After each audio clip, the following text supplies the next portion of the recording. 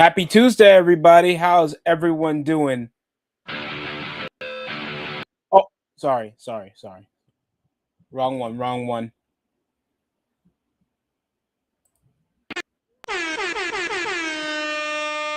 Happy Tuesday, everybody. Tonight we've had some headlines, a bit of interesting headlines, to be fair. I can understand it can be a bit much around a work day. Thankfully, my off days are paid for. But instead of flexing that you guys have to work, and I don't, I'm joking, I still have to. I wonder how everybody's doing with the news that the Golden State Warriors finally made an off-season move when the most of the important free agents are already done.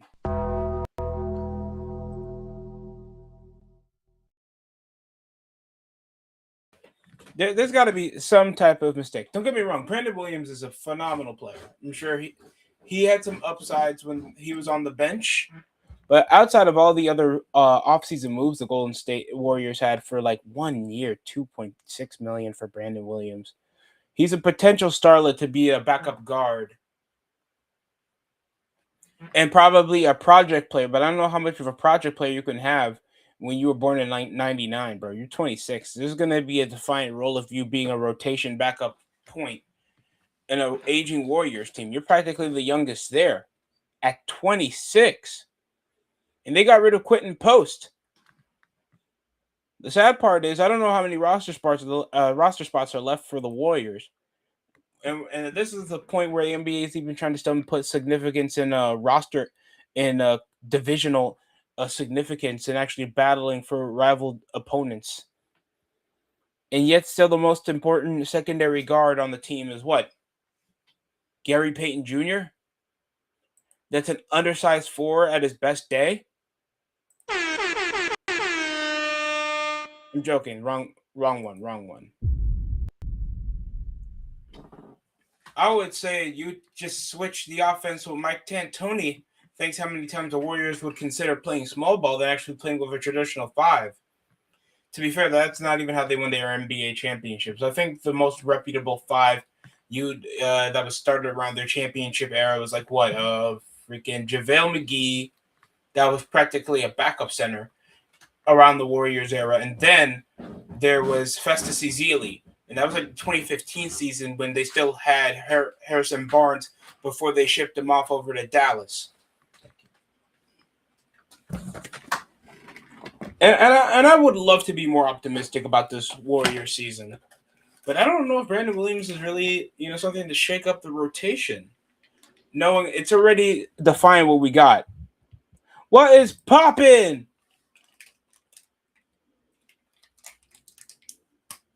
The real super mechs of the chat. Please welcome Crazy Juice. What's poppin', Crazy Juice?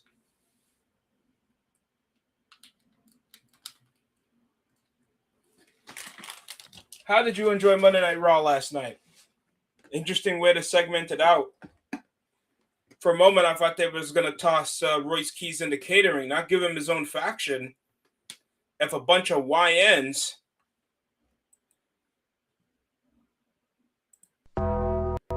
laying out a whole group, laying both the bloodline, technically speaking, without Jacob Fatu, but I don't know if they're going to segment Jacob Fatu turning heel and actually being in cahoots with Royce Keys. That's why he wasn't even out there last night. I bet they're going to make a significant pull to make Jacob Fatu like a partner in the faction. Roll that out. And, they're still going to have LA Knight lose the world title. We kind of know what's for sure. And if y'all can see the background behind me, it's not custom designs. These are going to be the official rivalry shirts for next season for divisional opponents.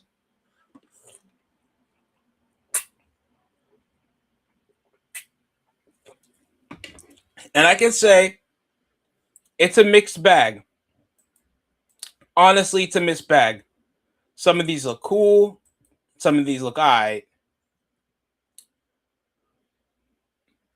Jaren Jackson. Oh. I think the Green Bay Packers one is probably the best one. Share screen it so you guys have a better look.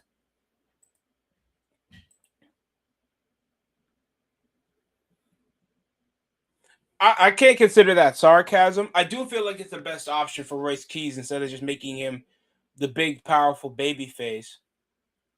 OTM, I forgot, like, I was shouting out Dark State by accident. I forgot that they're already in cahoots. They're already having two of the main guys over in Dark State feud. I like both of them though, so they could probably elevate like they did the Trick and Carmelo Hayes back when they were on NXT. But that's just optimism. That's just optimism. I'd love to see it. So these are in further detail what the new rivalry uniform is going to look like. Detroit Lions. No, yeah, they have Detroit Lions that look like a Power Ranger uniform. I'm guessing that's either Uptown. Oh hell nah.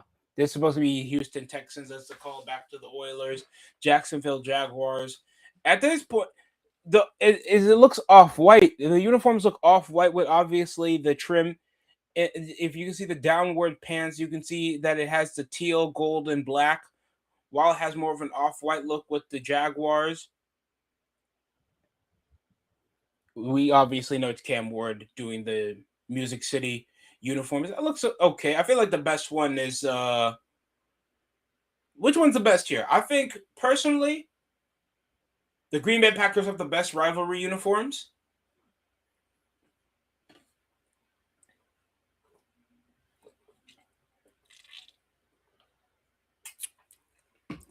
I think it's more traditional, more simplistic, but they add more of the detail, especially in the numbering in the back and the front. It looks nice. I think the weakest one probably goes to either Jacksonville or Detroit. It just feels like they just stole it from. Yeah, I'm just not a fan of the uniform. I'm not a big fan of Baltimore's. Detroit looks. Indianapolis doesn't look like they tried it all. They've tried to make gray part of the color scheme for years. I remember those alt uniforms they had in 2011 when they had Blaine Gabbert covering for Peyton and Manning when he was out with an ACL injury.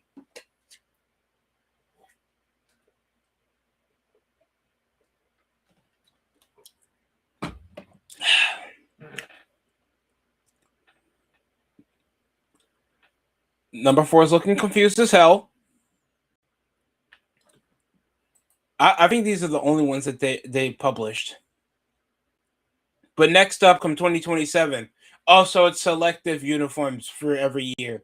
Next year will be Dallas, Denver, Kansas City, New York, Las Vegas, Philadelphia, LA Chargers, and the Washington Commanders. And all I could say is automatically, I feel like they'll fumble. I feel like it's hard to fumble knowing the current color scheme of the Chargers. I think those will be the best ones. The Denver Broncos, it's either a mixed bag.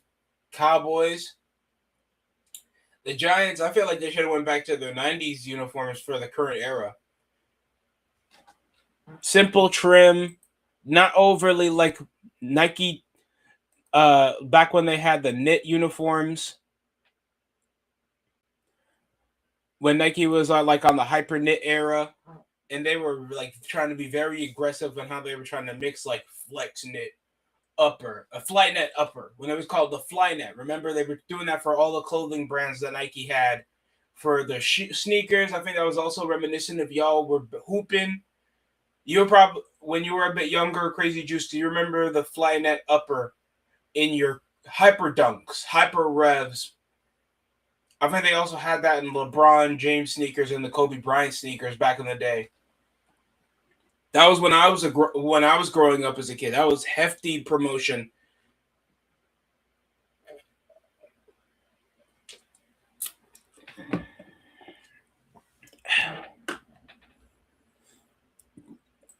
Also, we got some bit of predictions for where Jalen Duren will be playing come next season. One realistic blockbuster trade should happen before the NBA season, and one of the notable players that thought that he wasn't rendered enough money after pissing the bed. He's 22 years old, still reputable to start for any team. Some people have been expecting the Lakers.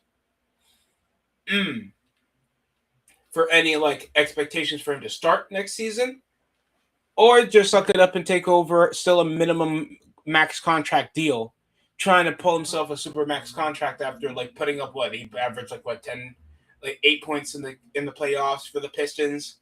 Even though I know like Jalen Duren was a obvious double machine that can be a great rim protector. I feel like we've over exaggerated him. Like that's the equivalent of trying to ask Jared Allen to average 10 to 15 points. And the pressure doesn't even go to Evan Mobley when he underperforms when he's on the Cavaliers, when they can only play like one side of the ball.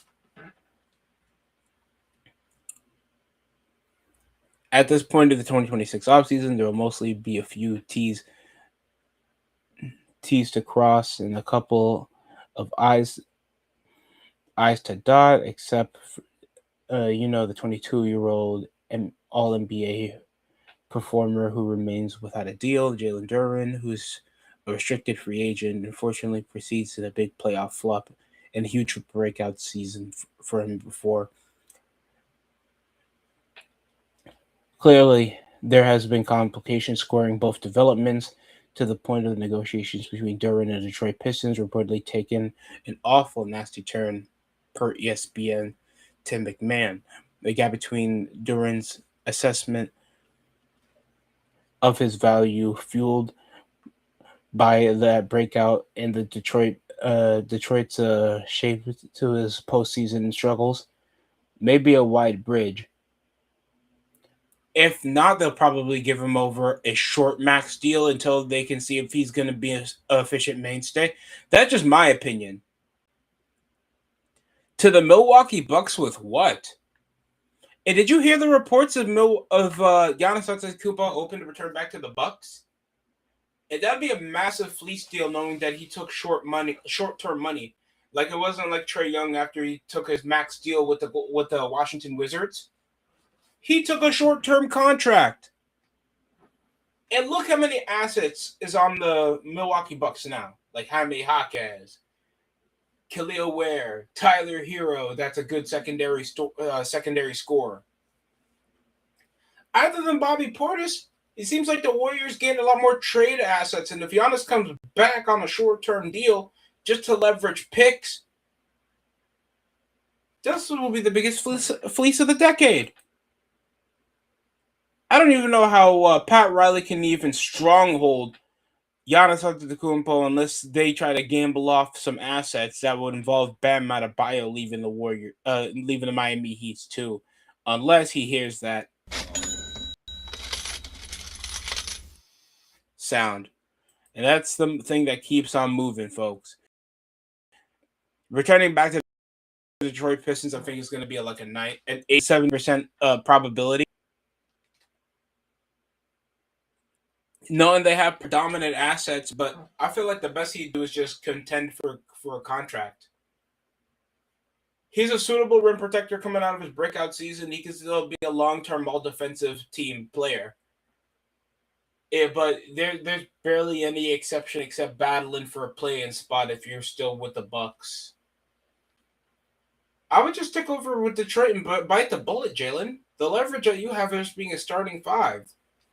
Hell, they could just snag on Brook Lopez's buyout clause, knowing how many assets. You know how many assets the Clippers got?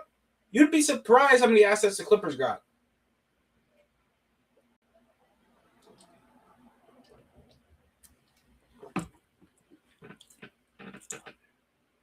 Also, bad news for the WWE. They are possibly not finalizing their deal, an extended deal with ESPN after the numbers they've been seeing. Are you sure? I'm being very sure. And this was kind of a given to happen after WrestlePalooza. After ESPN itself had to criticize the live event, the premier live event that they paid $1.6 billion. And even they thought it was mid. That tells you something.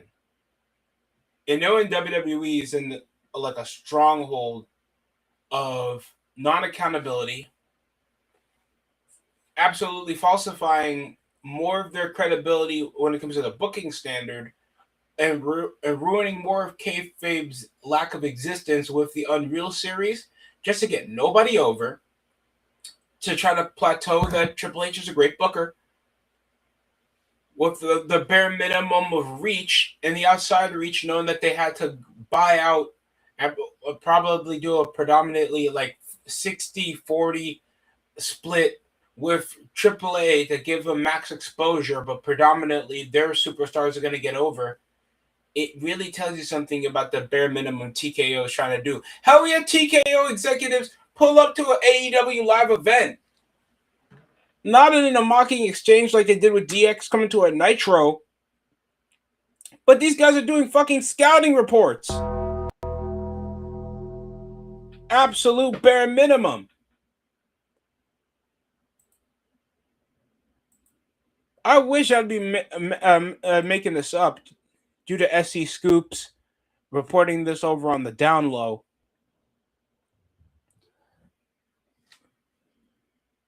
But you can see here, this is not a good look for WWE, or in a good beneficial equation for like sports media saying this isn't in a cultural reach or like synergetic reach at the same time, after they couldn't even get the app to move. And if the show's mid, and it's been half a decade of the show being mid and levering out like how culturally irrelevant WWE's been outside of like the wrestling fan base, you'd be surprised. No one's trying to spend an extra $5 billion estimated resource of the profit. WWE's trying to gamble with Disney. They're not trying to, gamble on a dying horse. That is WWE trying to levy out max moves and trying to increase the price, by the way, for the premium live events. I don't even know how you even keep trying to falsify the illusion that you're paying less for more when you're paying technically more for less. When it comes to you getting less SmackDown and Raw episodes from the exact decade, you're not able to watch any other promotion outside of like probably Monday Nitro, but those are already free on YouTube. You can watch Monday Nitro on YouTube now. You can probably watch Thunder on YouTube. ECW TV, you barely see the relevancy of that. AWA, bro, you used to pay $9.99 just to see AWA, NWA, and remember when they did it was like a parody show back when they were doing their own parody of the 80s. And that used to get a lot of flack. That used to be like the funniest content WWE had around like the weakest era of watching Monday Night Raw. And it's gone.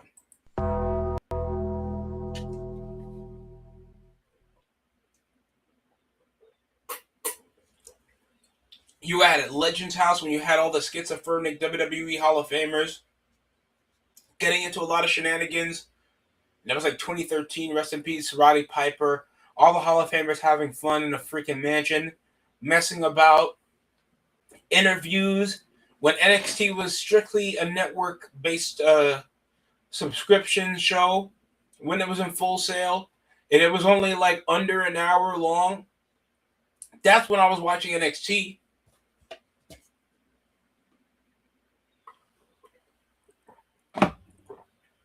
And now it's just mid. Don't get me wrong, I'm there to see some of the talent.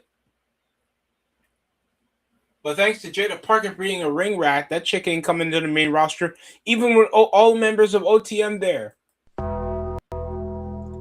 That's crazy to me. But this is just not solving the case, bro. This is not solving the case for WWE. Book stupid, get stupid prizes. When I heard culture and synergy, it just shows that nobody practically is watching.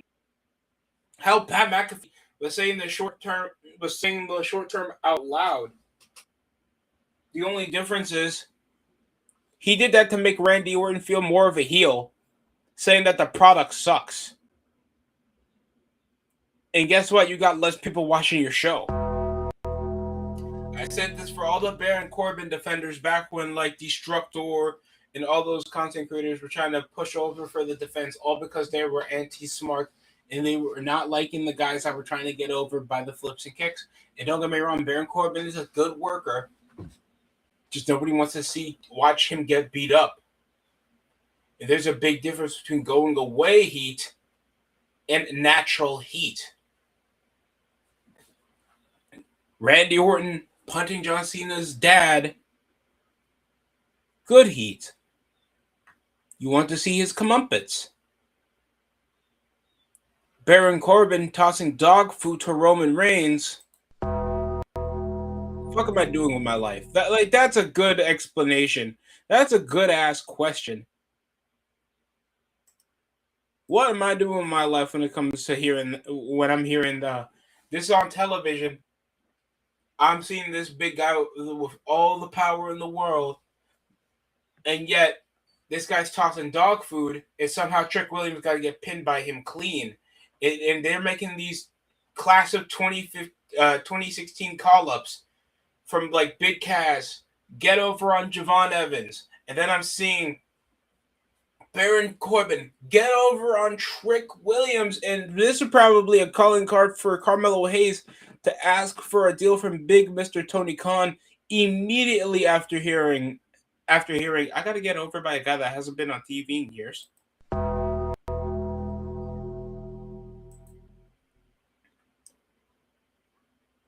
Like that make me lose my head.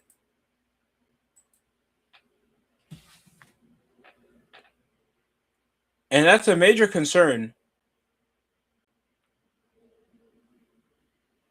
That's a major concern. I'd hate to see that.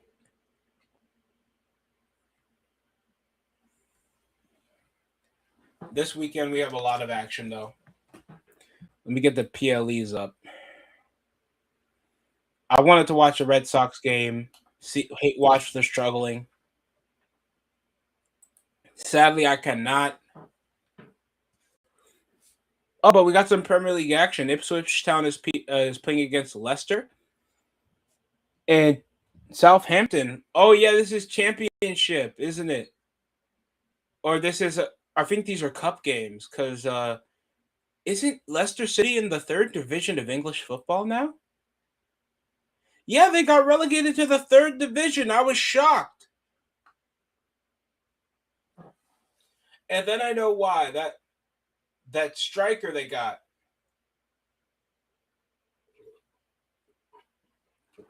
was trash. Jordan Ayew.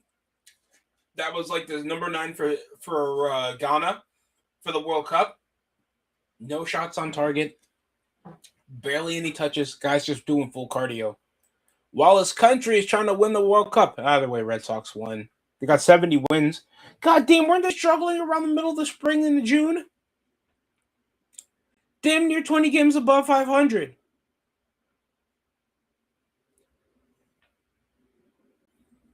And Abreu just came back to life, bro. I forgot he laid an egg on the Houston Astros. Then he comes over here playing all-star baseball.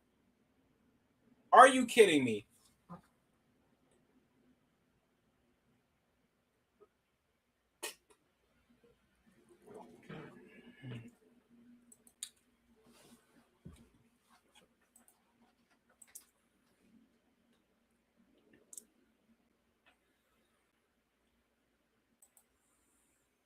But right now it's 1-1 for West Ham in the EPL Cup. West Ham is in the championship, I think. So is Southampton.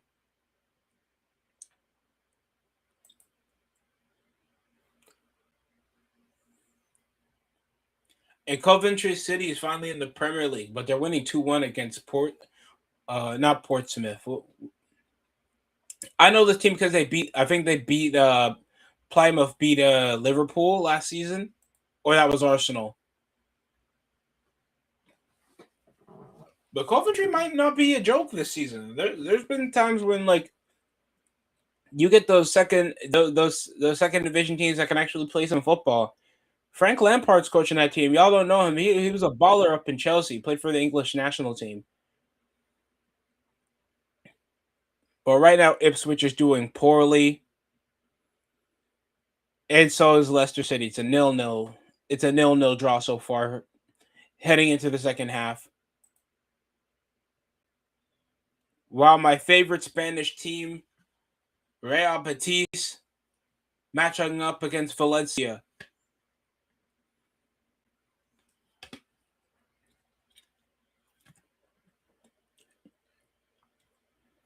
I guess this is La Liga action. Raquelme, Anthony, Chuco Hernandez. Y'all don't remember him from the MLS. They got some good players on this team. We can watch this on Fubo TV. I probably gotta pay something. If not, I think they air some La Liga games on ESPN.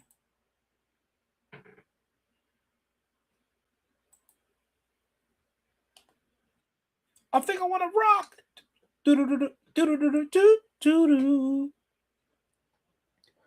We got some not that notable cuts so far. But imagine like you're Deshaun Watson. Don't kill yourself. Don't do it.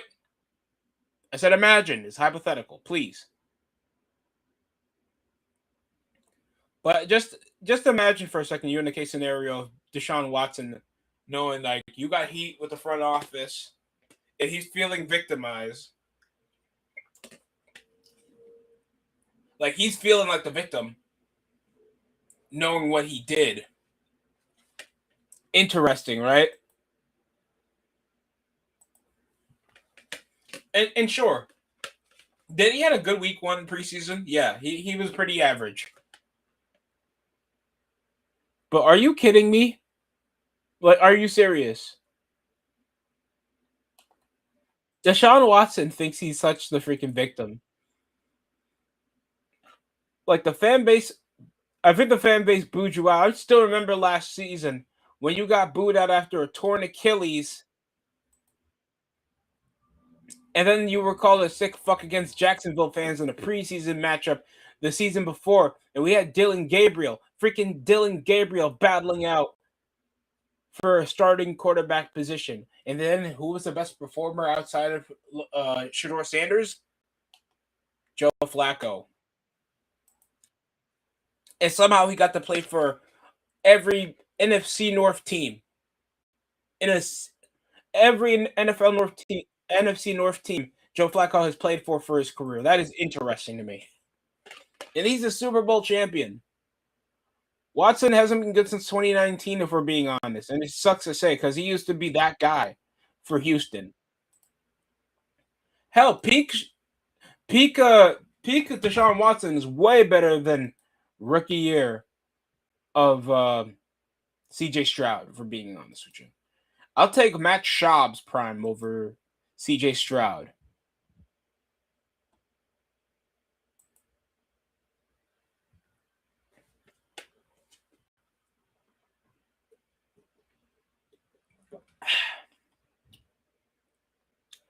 It's a shame, too.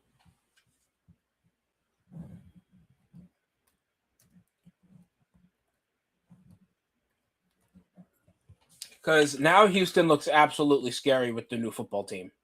Absolutely scary. I love this Houston Texans team. They could do a lot more if they weren't so inconsistent up in the pocket. And Stroud was just a jittery quarterback up in when he's holding the ball too long. Thank God for the defense, if we're being honest. Because look at this. Zay Jones. Sterling Shepard. Josh. Somehow they got Sterling Shepard out of this.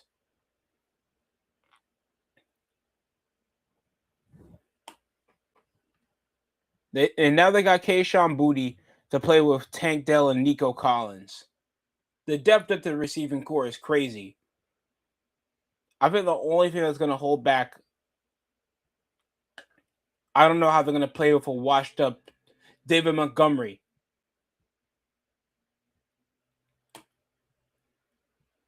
Woody Mark seems to be an exceptional starting quarterback, but you know how the NFL front offices are with anybody above 24 years old at the running back position.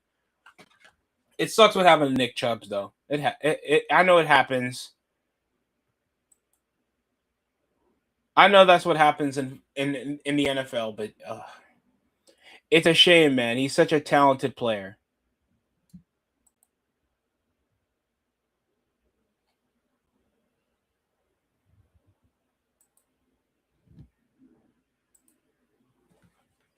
See if that Real Betis game, because I actually like watching La Liga football at times.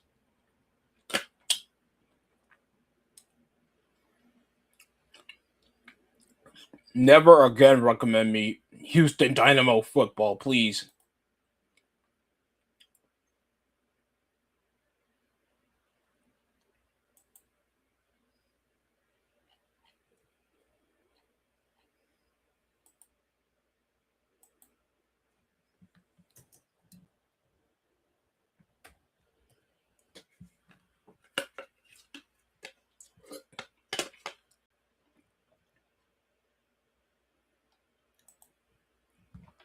Took away my favorite streaming site from that. Won't be any baseball in a few hours. We got the Tampa Bay Rays playing today against the Detroit Tigers. Marlins going another round with the Red Sox. Then we have the Rockets versus the Nationals. Astros versus Yankees again. Royals versus Blue Jays. Brewers versus Nets. Dodgers versus Braves. That's going to be a good one. Texans versus Texas Rangers versus White Sox. Orioles play the Cardinals. Guardians versus Angels. Cubs versus Diamondbacks. Twins versus Athletics. Pirates versus Padres. Phillies versus Marlins. And Reds versus the San Francisco Giants. John Jay's favorite team to close up the night.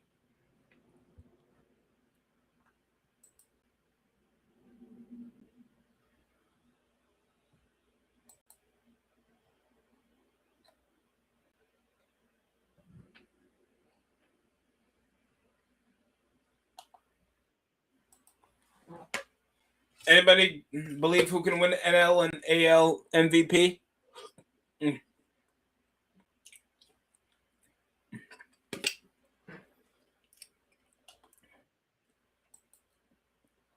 let me tell you, it's not Vladdy. It's not Vladdy at all. And that's the favorite part about this.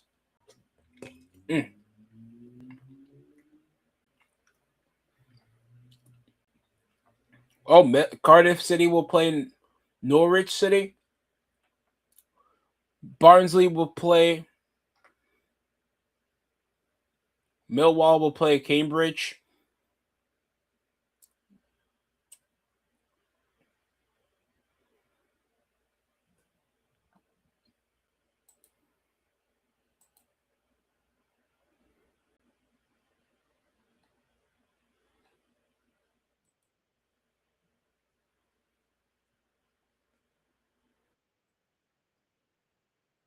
I'll put the scoreboard out.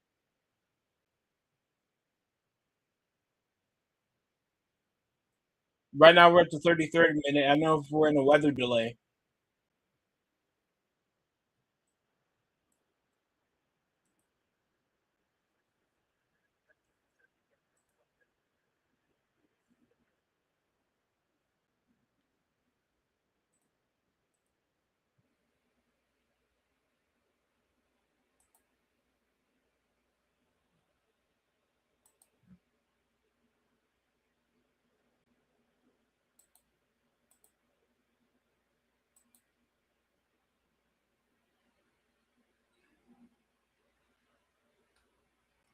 Oh, damn.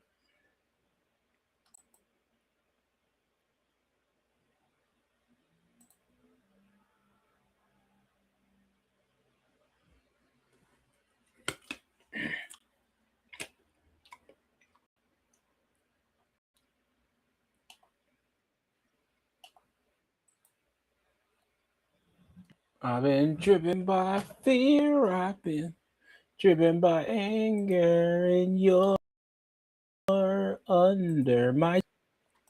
I will double it smoothly. You will get tariff.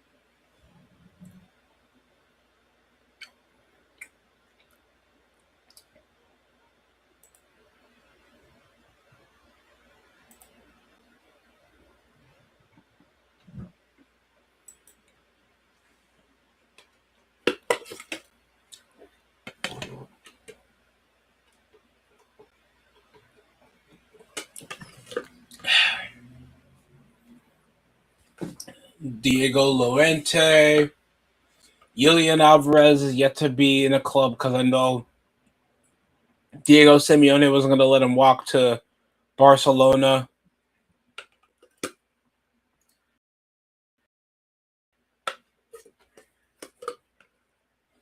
Why not? Why not just get a breakout season?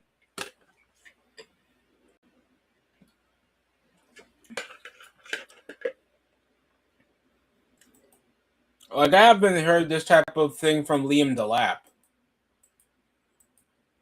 Christian Nkunku could return back to RB Leipzig on a bargain after his stint in Chelsea and AC Milan hasn't worked out.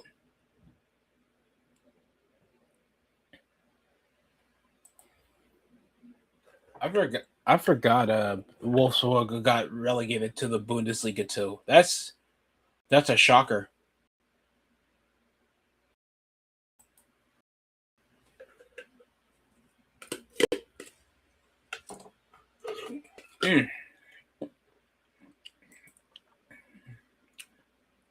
You know, it's interesting that Shador Sanders has kind of stayed quiet since losing his quarterback starting spot. You thought that'd be a given thanks to the media presence of Deshaun Watson.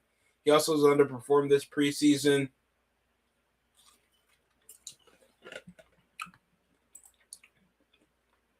Let's show some respect to Shador Sanders for once. I understand he hasn't been considerably respectable at the quarterback position, but he's taken this with some grace. Took in that like a real pro.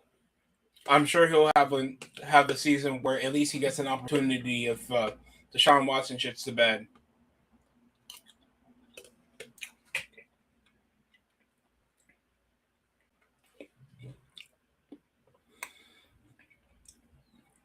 Because besides the quarterback conversation they've been having this season, it's been actually a pretty decent offseason for the Cleveland Browns, and we got to be honest. Rotation aside, the Browns actually have some upside from this offseason. Especially when it came to the draft.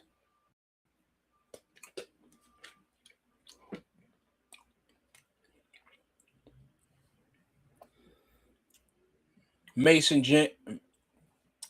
Graham. They still have Denzel Ward, Jerry Jeudy. That's still a respectable starting receiver.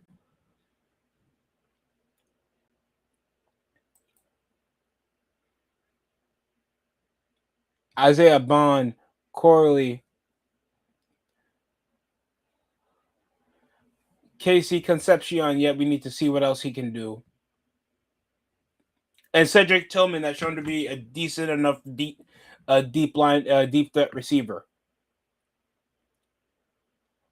Holden Fannin and Blake Whitehead. And we gotta know this defense, even though they got rid of a future Hall of Famer out of oh my god, Myles Garrett. So I still gotta worry about him in the NFC West now. Jared versus replacement that can be an all pro starter. And yes, I will not be asking for his jersey number. I like my heart where it is.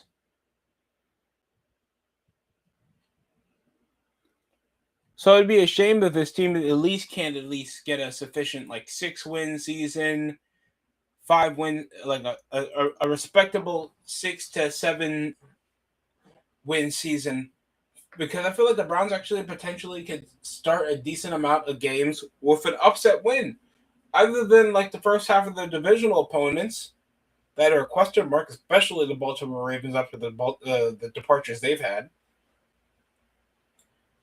They could be in the conversation the next couple seasons if they at least figure out who their franchise quarterback could be. Because it's possibly not Shador, it's possibly not Deshaun Watson. That's all I got to say about that. Hell, remember that pipe dream rumor that Dak Prescott will be coming in as a backup, as a starting quarterback. Even though Dak Prescott's 33 years old, I wouldn't want a season without his production, where he could probably get a very good season of at least 42 passing yards, where he's an efficient 70, 75, or 80 completion rating. Dak Prescott is good. I won't denounce his talent. I will denounce the Cowboys as a legitimate contender, though. No, they had to get a 40-year-old Von Miller. They try to help out with their linebacking depth. Or suit him over as slot him as a backline captain after getting rid of Mike. I don't know how that still happened. That was a bigger fleece than Luka to the Lakers, and that's saying a lot.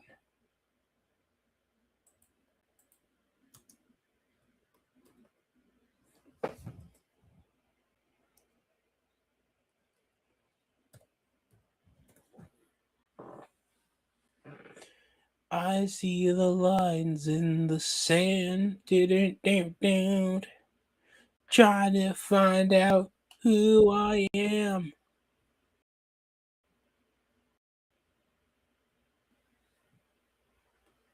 Evolution.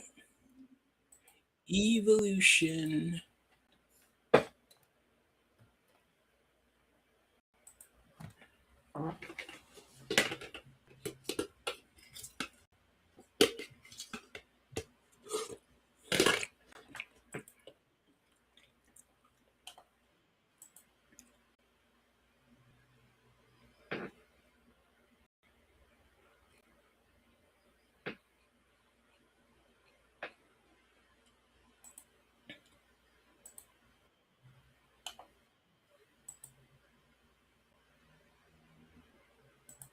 Oh, apparently I can watch Saudi Pro League games.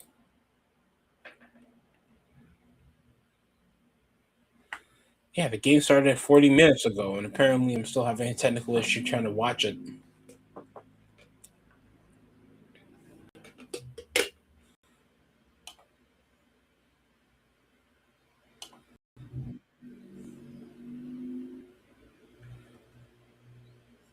Al Idaf. Oh yeah, Al Idifak is playing Al Nassr, Ronaldo's team.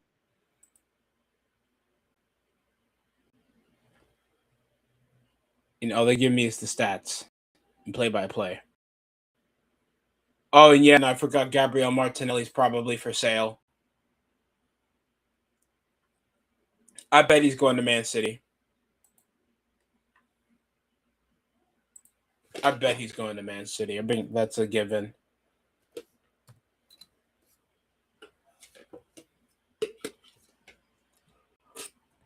Mm.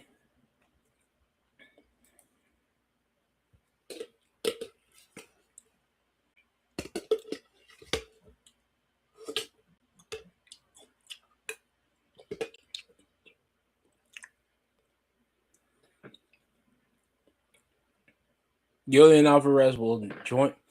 Will Julian Alvarez join? The Barcelona one's out the question.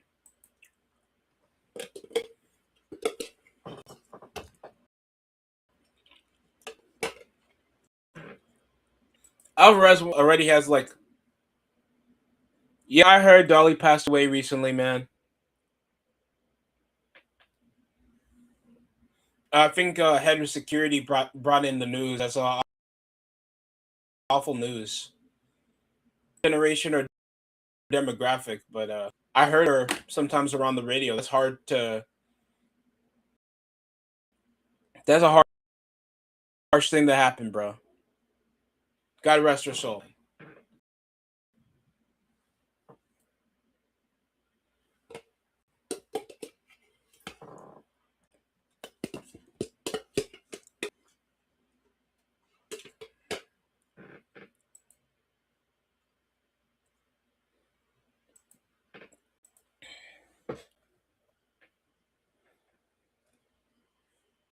That's like the second biggest news. She passed away at 80 years old, right?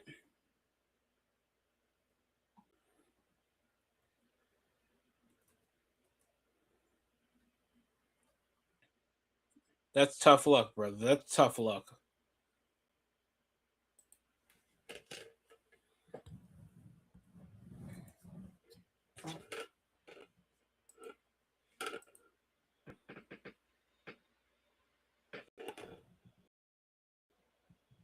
Buck Skull Gang and the okay. For a moment, I thought it was Spongy. I got scared for a moment.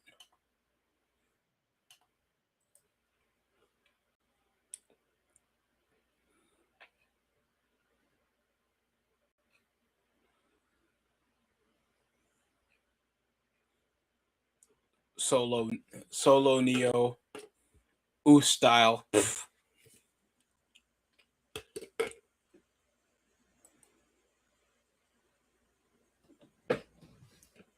That's crazy.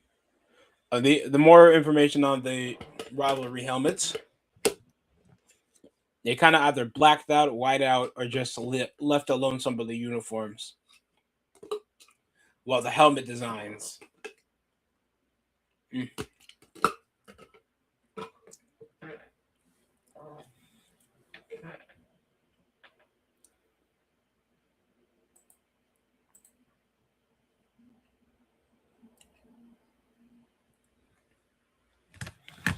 On this day, we got to also celebrate one of my favorite Olympic teams of all time, the men's U.S. basketball team of 2008. Because this day they captured gold.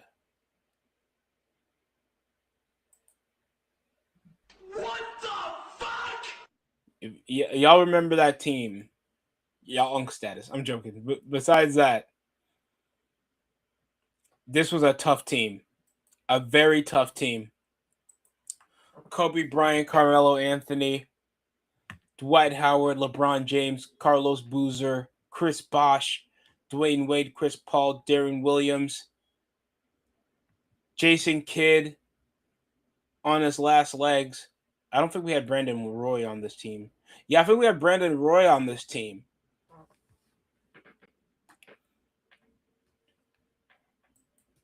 I think it was Coach K that was the head coach of the Olympic team. I think Popovich coached 2016's Olympic team to get gold, but that was also another great team. I think I like DeMar DeRozan, Kyrie Irving, DeMarcus Cousins. Carmelo Anthony got gold again with that team. A lot of great players. But I know damn well any uncle that's going to come in here and just immediately mock any national team that isn't the dream team, all because of the number of Hall of Famers. And you look at the Redeem team and you see how many guys are in the Hall of Fame now.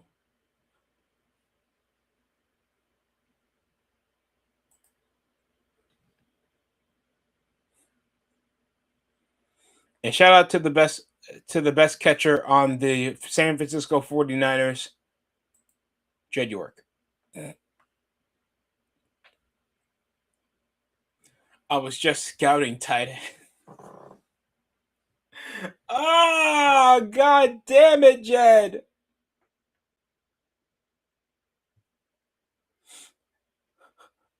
What type of tight ends were you talking about?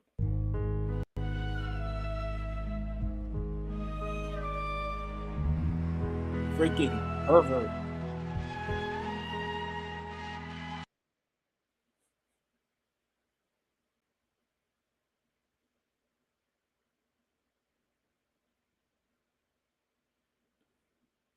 I'm sorry, did you type something else?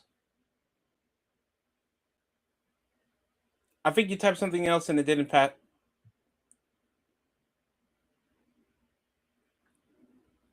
Yeah, this is odd. I think you had something else in the chat, but it just didn't follow through.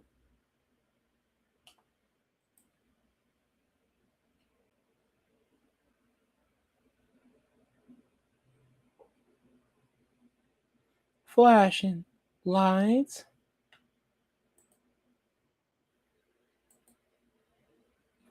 Yeah, Jed York trying to get some puh.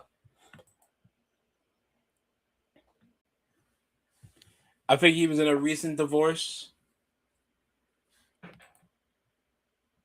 At least the product that he was getting was not premature, unlike certain billionaires out there. But we're not going to go that far.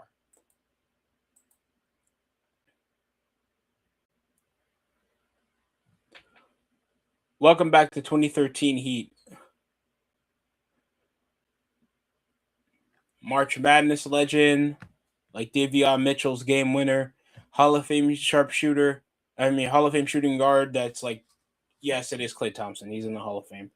MVP candidate forward. Giannis Antetokounmpo is like LeBron. Athletic 20 and 10 center. Even though sometimes they stretch Paul George to the 4. Psycho bench enforcer like Udonis Haslem. And it's Eric Spoelstra. Not a bad comparison. Even though some of these players have different complete profiles. But you guys think the Miami Heat's kind of overhyped here?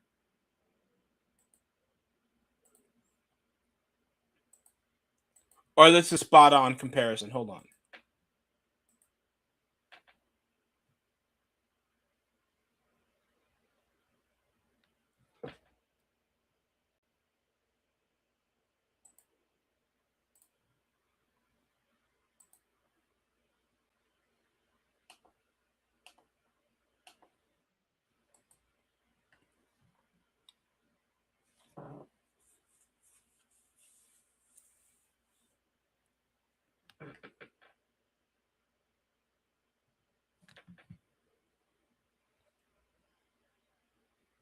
We also got some memes. Name a NBA player who has made it like this.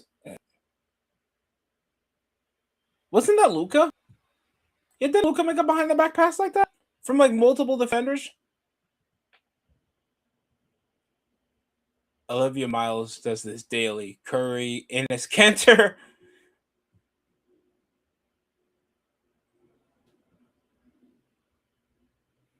None of them were wearing the same color shoes. Yeah, back in the day, but some guys had the same color scheme but a different silhouette.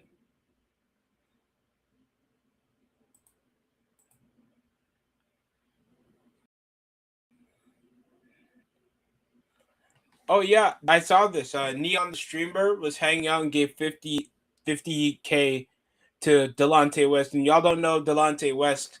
He was a teammate LeBron. He's had a tenured NBA career, but I guess some finances and addiction spurred on to him being frequently homeless after his basketball career passed him.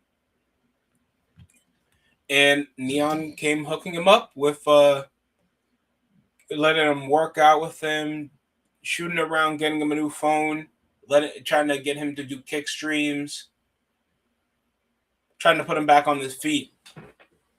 And for like Delonte West, I think he needs to be back on the straight and narrow.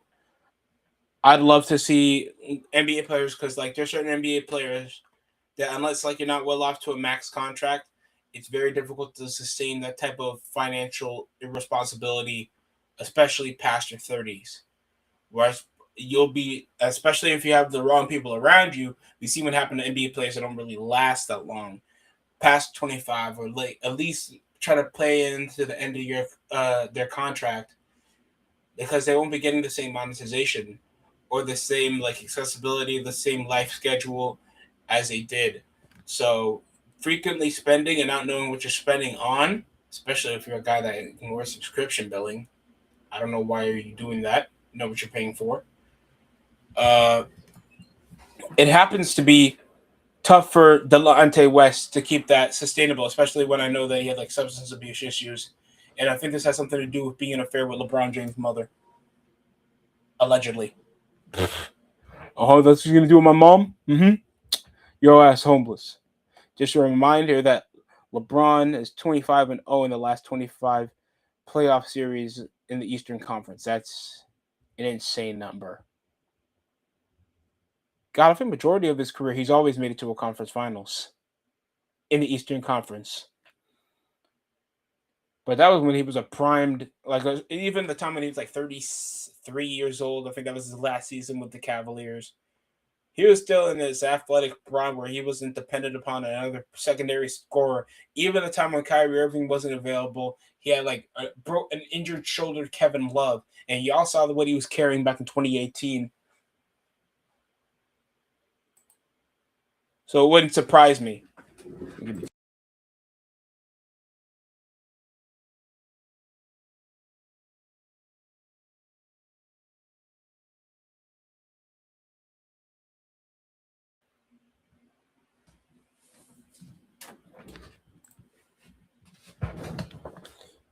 I'd love to see what I'm curious to see what will LeBron do with this team.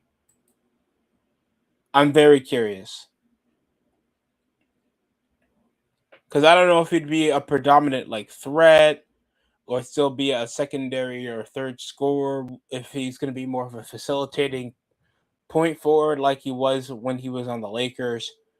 He doesn't mind letting Luka Doncic have his way because LeBron is at the era now where he could take a statistic dive, knowing that there's guys that can average 25 plus on the team when it comes to Jalen Brown, Joel Embiid on a good day when they're not load managing, or Tyrese Maxey. Or VJ Edgecombe can get into a spur of the moment, but his minutes has been a concern with a lot of Sixers fans.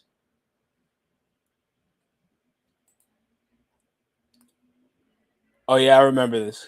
What? Oh yeah, this is time when Steph Curry found a dead shot, a dead spot on the court.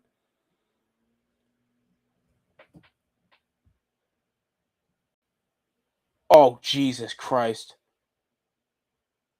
6'9", 260 pounds, receiving hairline. That's the LeBron James I grew up watching, folks.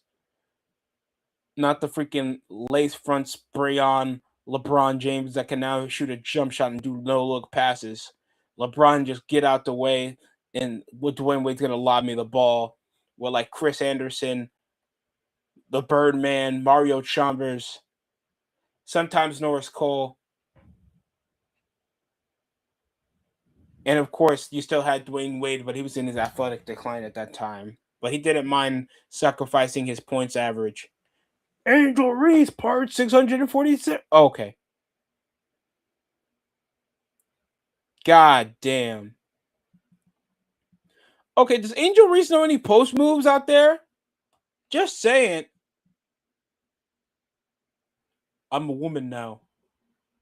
Absolute rage baiter. This is what a professional athlete does with his time. If he's not in the NBA, he's fucking around rage baiting pro athletes out there. That's insane. Sure, I have nothing against Ennis Kenter. I mean, nah, yeah, y'all saw the shorts. Yes, I do have a problem with Ennis Kenter.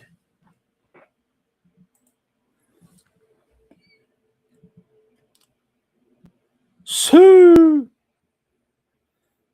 let's settle the athlete debate. with LeBron. This is actually a conversation. I know one person's gonna say one's Messi, the other one is LeBron, Michael Jordan. I would say they're both the goats of longevity. Hell, I'm shocked the Warriors fans don't even consider that.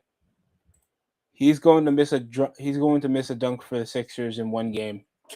I I give it the over. I think I'm going to give him 4 missed dunks in a season. You can't guarantee that he's going to have that time when he spurs away from the gap and he's just going to punch the rim all the time, especially when his knees are probably going to give in on him.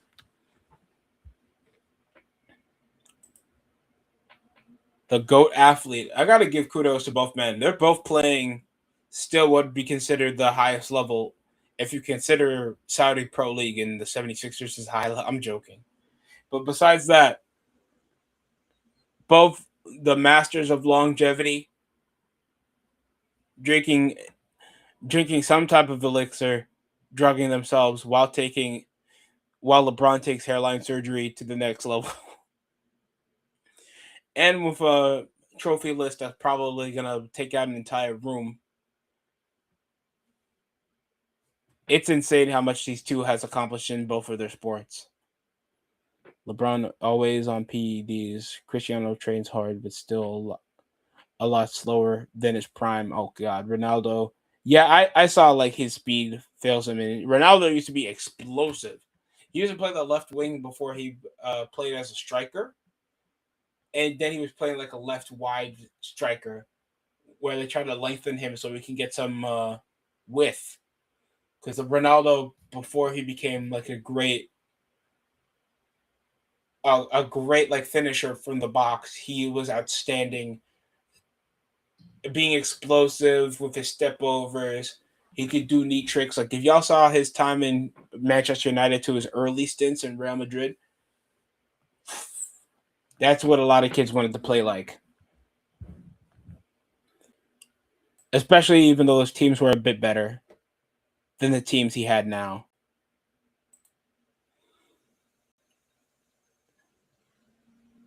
Pay us what you owe.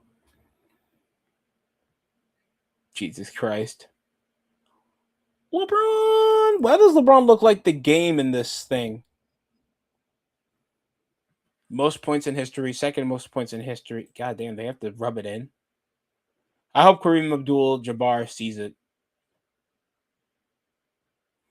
Caitlin Clark and Kesley Mitchell looking like Curry and Clay. I need to see more WNBA games to even confirm that. I haven't seen them being the most highest scoring offense of all time. But that would be such a good compliment. And wow. Yes, Crazy Juice, this was a conversation. Back when like Lonzo Ball laid an egg his rookie season and Jason Tatum was tearing it up with the Boston Celtics. And this time when like Kyrie Irving was supposed to be the leader in charge, that did not work out. Yo, whoever made this is an absolute jerk. Is that supposed to be Bobby Portis?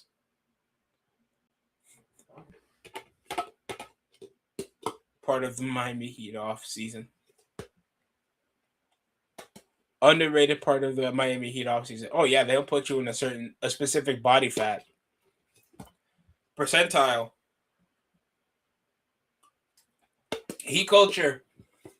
Sure, is it a tacky promotion? Yes, but it works. What was it like James Johnson that came back like 5% body fat after the offseason? Andre Iguodala. Even Andre Iguodala, he's already a reputable winner with his time on the Golden State Warriors. And that one stint when he came into the Miami Heat, I think around the pandemic, and he had to wear knee pads to practice. You know how bad it is that y'all need protection and ice for practice? Insane. That is hilarious image, though. I love that. I thought for the Klay Thompson promotion, they use Squidward's comparison. They use Squidward's home. That's insane. I love this. No, okay, That's freaking weird. Is that supposed to be Davion Mitchell? No, wait, they gave him number 2 now. Y'all are stupid.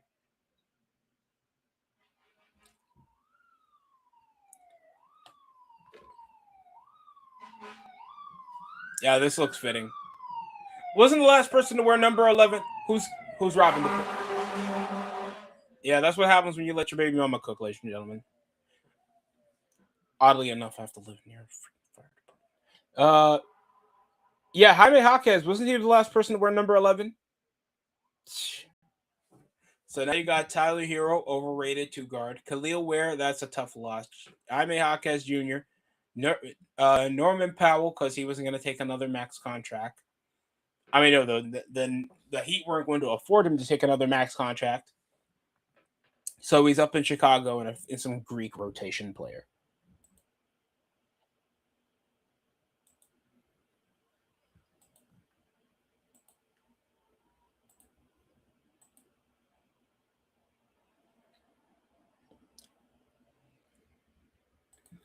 By the way, like, is this a difficult conversation to say that Caitlin Clark isn't not Caitlin Clark? Angel Reese has better PR than she does actual basketball skill. For being honest, is that harsh to say? I'm being honest. Yeah, Lonzo Ball definitely didn't plan out for us. It stinks because he became. I swear they compared him to Michael Carter Williams. Remember Michael Carter Williams from the Sixers in his rookie season when he beat the Miami Heat and people thought he was a future? Damn. I would say Lonzo Ball kind of panned out a better career than Michael Carter Williams, at least. That was his player comparison. His injuries kept up with him. And you know what I blame? Those big baller brand shoes that they had for him in his rookie to his final year on the until he went to the Pelicans. Those big baller brand shoes stinked.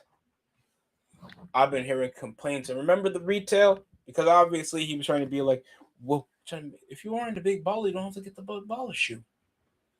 Big ballers spend them because they want to push over luxury prices for the bare minimum, gang. It was like $500 retail for a big ball for the ZO2 shoes. While back in the day, you could have got a pair of Kyrie's for $120.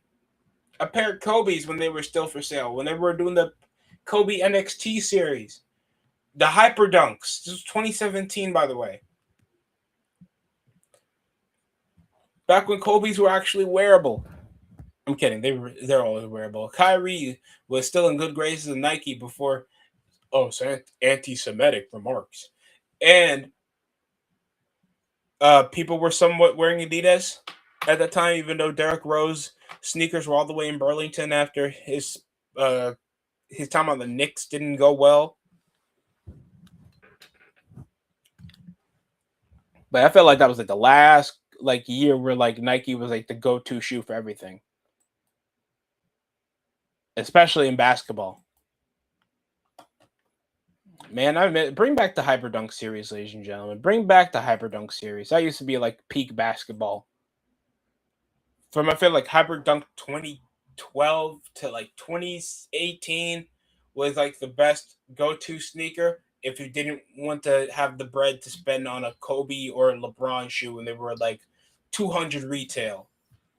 Or you didn't wear the dad shoes. Yeah, the Steph Curry sneakers were considered the dad shoes back in that era. Looking like a New Balance 2000, but you had to grab rebounds with them shits.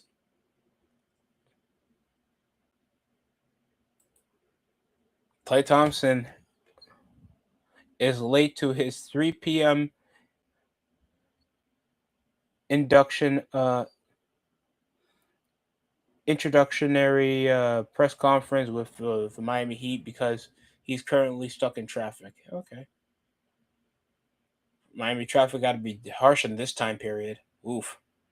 Especially with that heat. I mean, at least it's closing on a tiny bit, but in Miami Heat area, it got to suck. Oh, shout out Ghetto Gronk. He has some memes.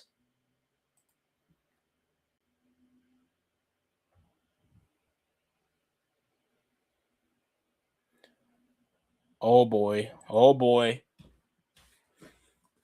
The Wheat Hill mobile home community where 49ers owner Jed York was arrested just minutes away from the from the electrical substation. You cannot make this up. So he was literally just moments away near a freaking substation in a mobile home just to get some cooter? Jed. I mean, at least he paid for it.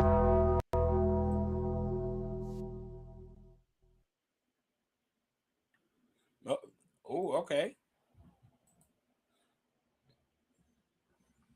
I mean, he's late to a press conference.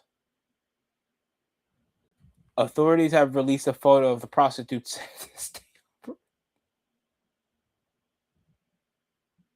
That is fucking insane. $140. We don't allow prostitution, but maybe Ayuk wants his job back, and this is the best sting operation he can do to issue himself a job.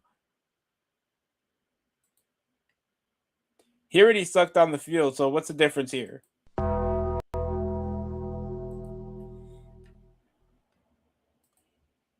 That is absolutely gross. Bill Belichick for 5 wins. UNC currently favored to get. That's how it is in poly markets. Jesus Christ, guys.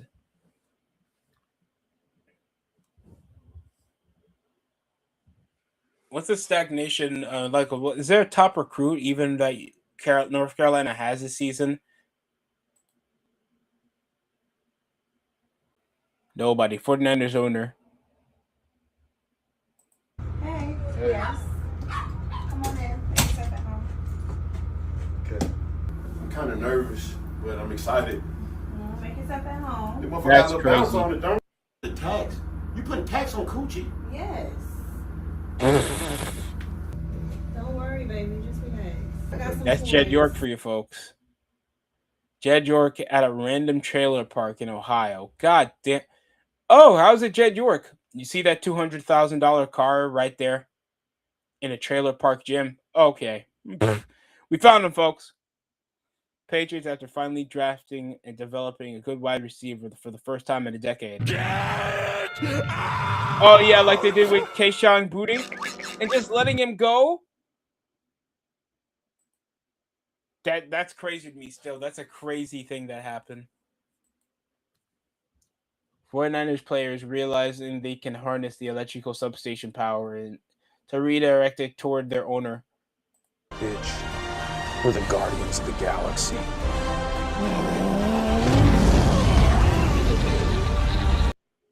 Script writers cooking the Browns' first 3 weeks. Travis Hunter gets his first career INT off Deshaun Watson. Hits Shador's watch celebration. Got my new AP.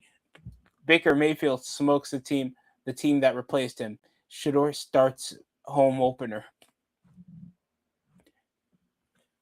Damn, this could actually happen. To be fair, I feel like week 5. But the irony over Baker Mayfield coming in, so they got Tampa Bay, they get Jacksonville, then Tampa Bay, and then they're expecting Shador to start before we even head over to the quarter end of the season. That's insane.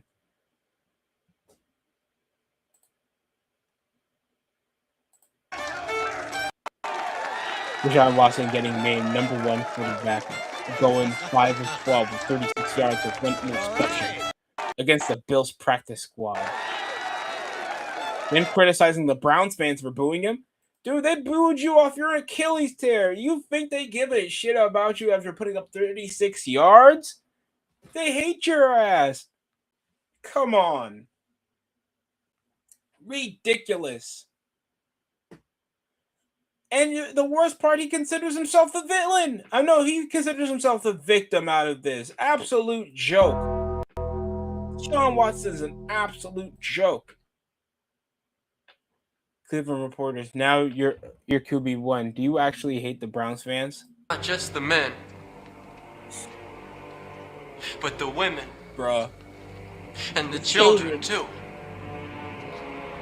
They're like animals. They slaughter them like... Yeah, he's the chosen one, folks. He's the chosen one. Deshaun Watson making out of the tunnel of the Browns was the first home game. Yeah, immediately getting heat. And Macho Man Randy Savage going to jump him in the field. his angel-fied version. Browns announcing Deshaun Watson.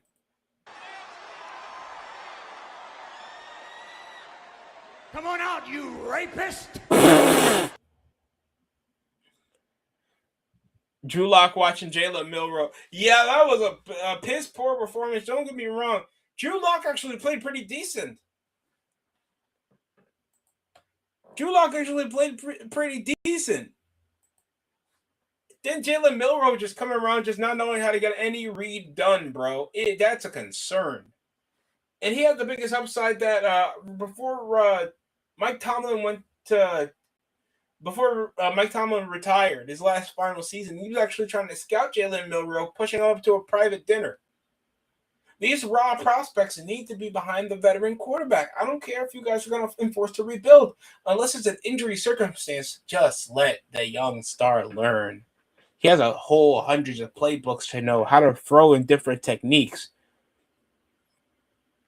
You think when an MLB player gets drafted to the major leagues, he immediately starts? He at least has a couple of seasons in the minors and learn under different quarterbacks until like he's starting around 22, 23, 20, 24 years old.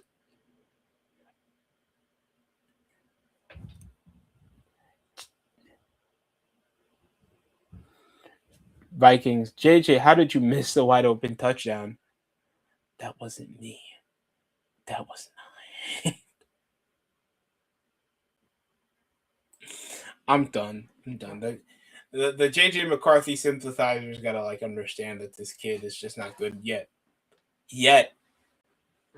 Because they're still probably projecting him to still be a reasonable backup behind Kyler Murray. Klay Thompson in the Heat jersey is a bit surreal. It's a bit surreal. I thought he'd come back to Golden State, not get Brandon Williams. Cameron asking Clippers head coach Tyronn Lue, why didn't you go sign LeBron? Tyronn Lue ignored him. And Braun dropped 12 laughing emojis in the comment. Damn. We could have signed him. First of all, we made Cameron a Clippers fan. Why you give a shit about, all because he coached LeBron? You know how this works. LeBron coached Tyronn Lue. You ain't going nowhere. I got you for 3 minutes. 3 minutes of playtime. Rest in peace, Macho Man. I still own WWE Superstars all because of you. That archaic video game where like everybody was like steroided up in that was crazy.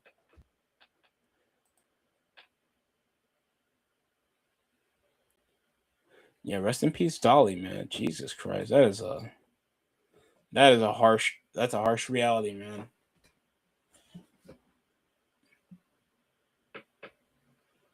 Detroit Panthers. Yeah. Oh my God, the Detroit Lions uniforms do look like the Panthers. Hold on, this is why I don't like them. That black outline with the black numbers, with the blue outline font. Yo, guys, it is the Detroit Lions. I mean, Detroit Panthers. Look at this. They weren't kidding around.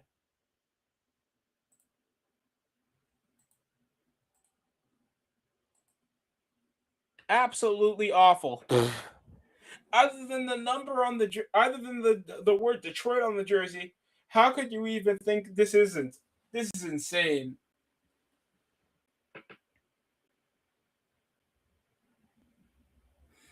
Shout out Bucks Rays and Bolts. We got ourselves a Floridian fan. Thank you for subscribing, man. Absolutely abysmal.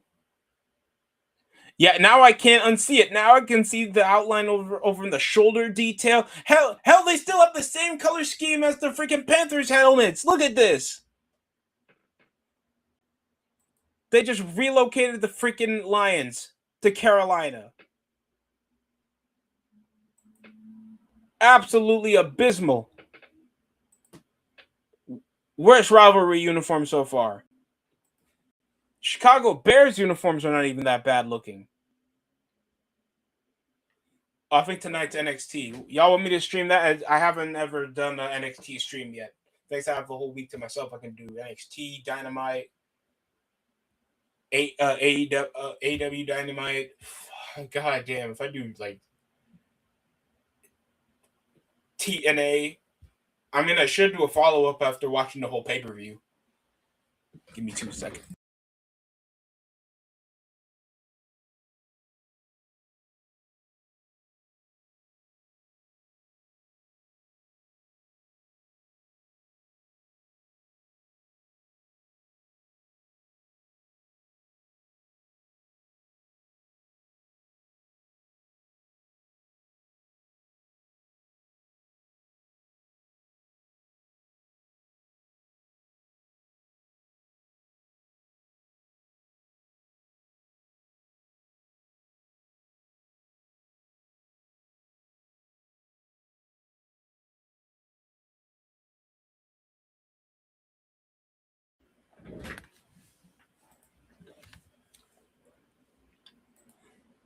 Who do you think will have a better breakout season, by the way? You think it's going to be the Panthers quarterback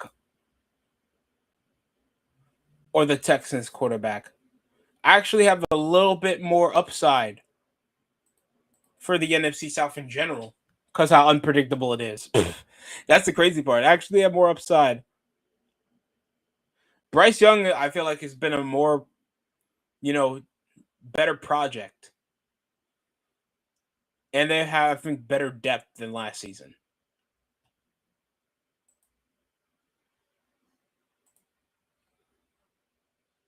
Ooh, WWE's doing tryouts in Hawaii.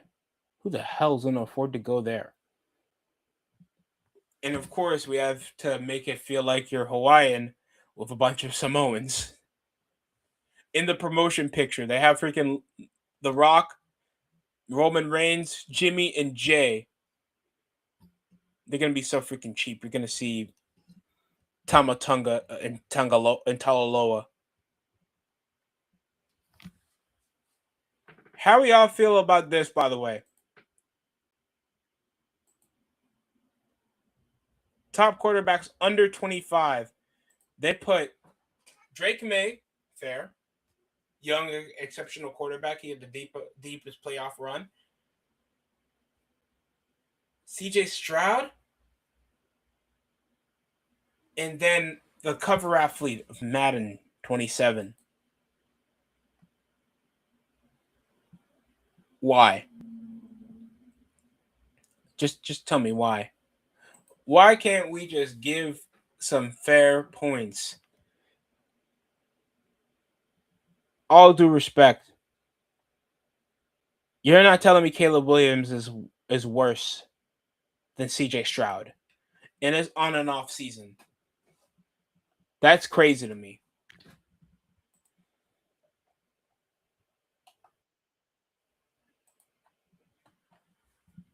And I don't know if they're doing this because Houston had a 13-win season, but they laid an egg in the first round of the playoffs. The PR of CJ Stroud got to go. Hell, he even took out his dreads.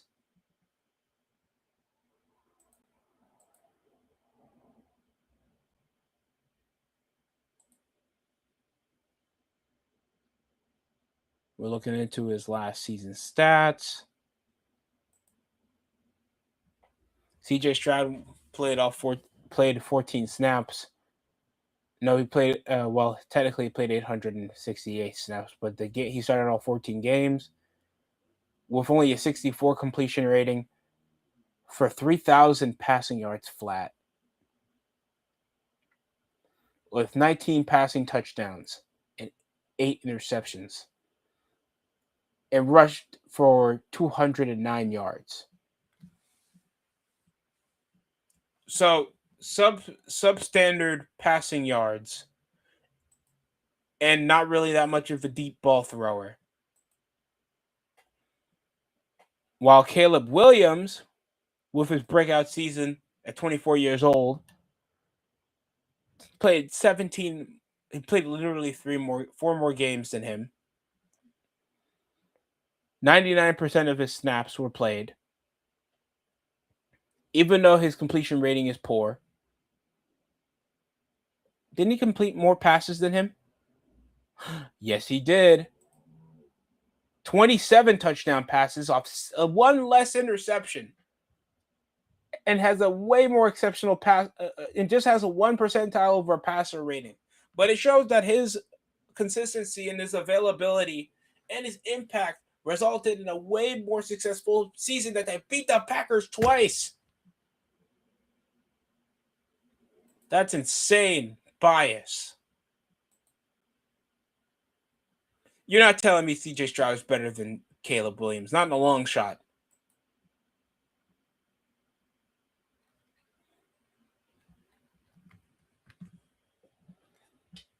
Y'all agree with this listing for the rivalry uniforms?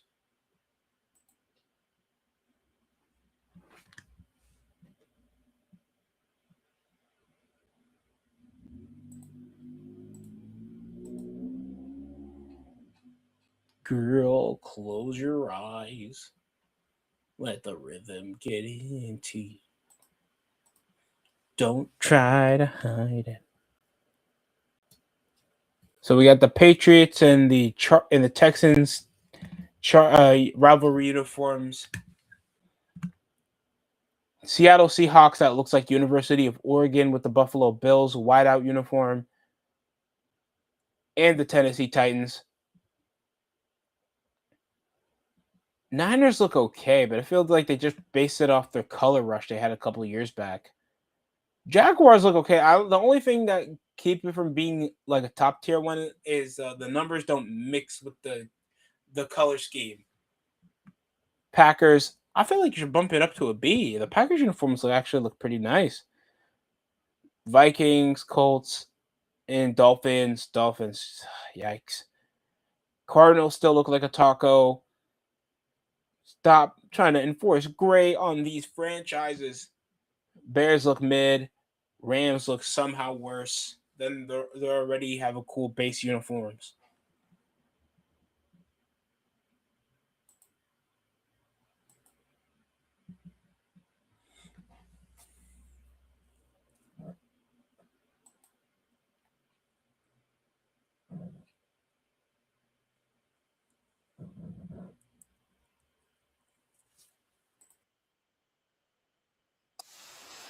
Hey, yo. The zesty allegations for Caleb Williams will not be untold.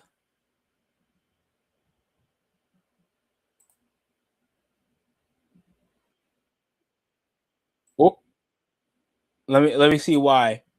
Brother, you're buying the G Rose edition of NBA 2K? Guys, I'm going to be honest. Y'all don't need that much VC. Look at this. Brother pre-ordered the most expensive version of NBA 2K. Retails for like $135. You could have got yourself your kid a new pair of shoes.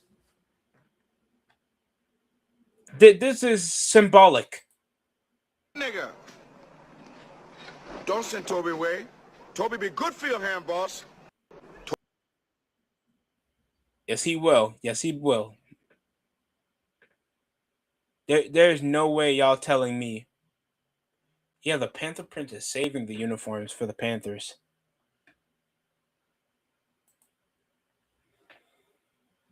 But that just tells you how much like some of these guys just do not care. They're just going to blame it over on capitalism and feel like there should be no other independent video games without a patent on an NBA license that they should be competing. That is poor excuse. Poor brains on the 2K fans. I just want to turn it off. I understand some of y'all was just going to turn it off, play your basketball, even though it's the same game as last year. But, oh, you can play eras now. Deshaun Watson hearing that's Patterson running in to be the replacement referee of the match between Edge and The Undertaker. I remember that one. WrestleMania 24. Deshaun Watson hearing there are $140 hookers. Oh, massage parlors in Ohio. I changed my mind.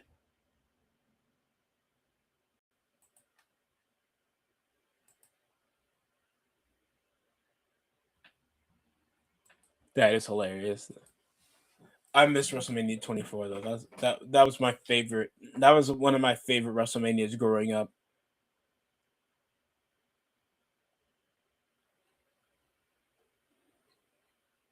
Wembanyama Western Conference Finals, 27.3 points per game, 10.9 rebounds, while averaging 2.6 blocks, 40% from behind the arc. Yeah, that series against the Thunder, outstanding breakout season, but that does not mean that you should be in the cover of the NBA 2K when your bitch ass didn't even win the finals. Well, technically, don't say it. Don't say it. I don't think Brunson's head would fit on the cover. Thanks, he has to probably have a stool. You mother.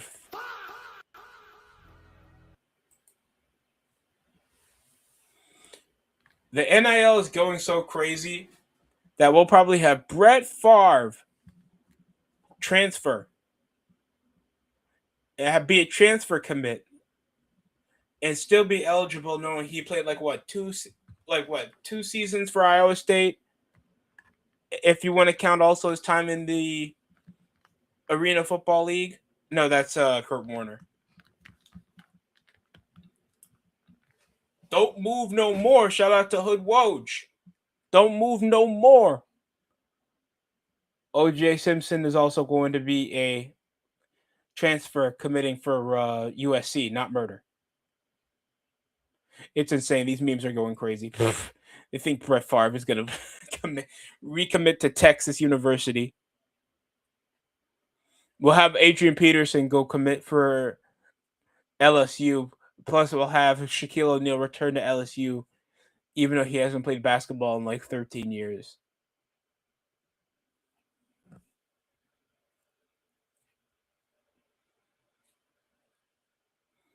You're not going to like our next sponsor, Marlboro. Oh, that's crazy. Doctors have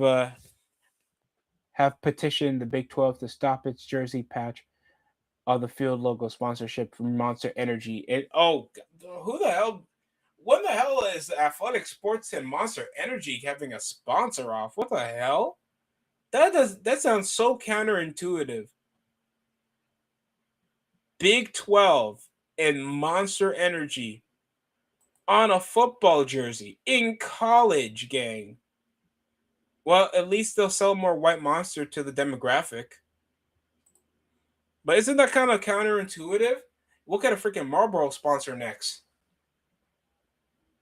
That is super concerning, in my opinion.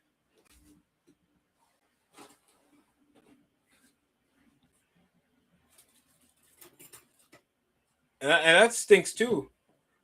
What? Oh, so we should get a vape. I'm not going over a Jelly Roll storyline. Deion Sanders has lost his mind. Are earned in practice, and you are just collecting what you are owed on game day. You guys all have one of the most known logos in college football. Sure. That's our strength and conditioning coach? No freaking way. Morgan Kude's motivational message to the team went viral. Be proud of that, because Okay. I sure as hell am. I'll tell you what, when I go home, and keep in mind, fellas, my family's from Canada. They know who you guys are. Mm-hmm. And football ain't like that in Canada. But they know who you are. Because you tell them at home. No one tells anybody that they work for Colorado University. Except that if Deion Sanders still works there as our coach. And when I talk about y'all, am. I talk about y'all with great pride because guess what? I don't do this for the love of the game. I do this for the love of y'all. And I do this because I want to see y'all be successful on that field. Like that's right, y'all. I want y'all to win. You want y'all to keep winning, keep fighting a good fight, y'all. Howdy, y'all. Like, it's not just about you. Every time you step on the field, like, someone else is impacted by how you step on the field. Whether it's your teammates, your family, your coaches, etc. It's not just about you. Everything that you do impacts somebody else. Alright? So if you stepping out there and you feeling sorry for yourself because you didn't get to play this, you know, on this special teams, you know, at first team, second team, you didn't get the reps that you wanted today, stop complaining about it. Look yourself in the mirror, figure out why am I not getting the reps that I want? Why am I not getting the production that I want? Because I promise you, it is not anybody else's fault. Look yourself in the mirror before you start complaining about something else going on around you and figure out what can I be doing better? And what do I want to contribute to Colorado football? I mean, I respect the message, but obviously just the potency of her voice was a bit lackluster.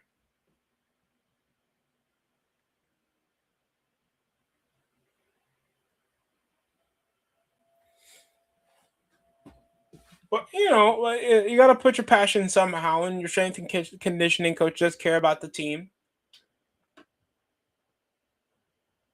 Finally, a Down syndrome section. Jesus Christ. That's not cool, guys.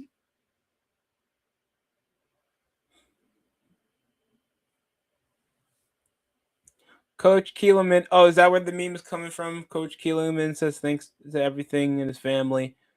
Ready to kick ass. Isn't he didn't he try to go play football? I saw him in full pads.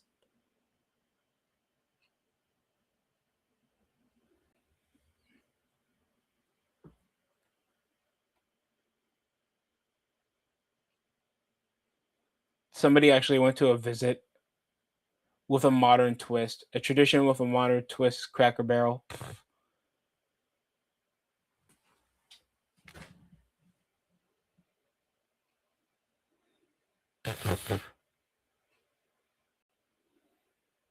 What the hell is even that?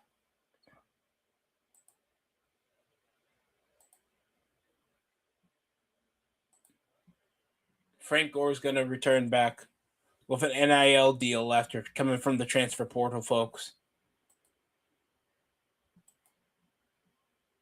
This NIL thing is going out of hand. The money is trying to spread out too differently, and some of these schools still can't afford a reasonable education.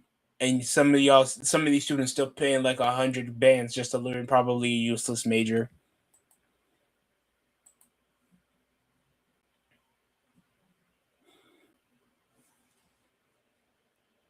Our respects to LaParca. He fought with clearly a fractured tibia. Yeah, I knew he looked like he got injured. Y'all, if y'all were live with me watching Monday Night Raw last night, it looked like LaParca was injured. He was not on pace with Penta, and I think it happened with that top rope spot involving the Hurricane Rana. LaParca was obviously injured.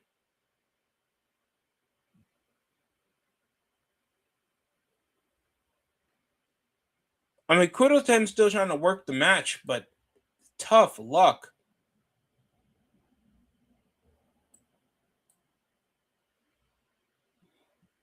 Oh, boy.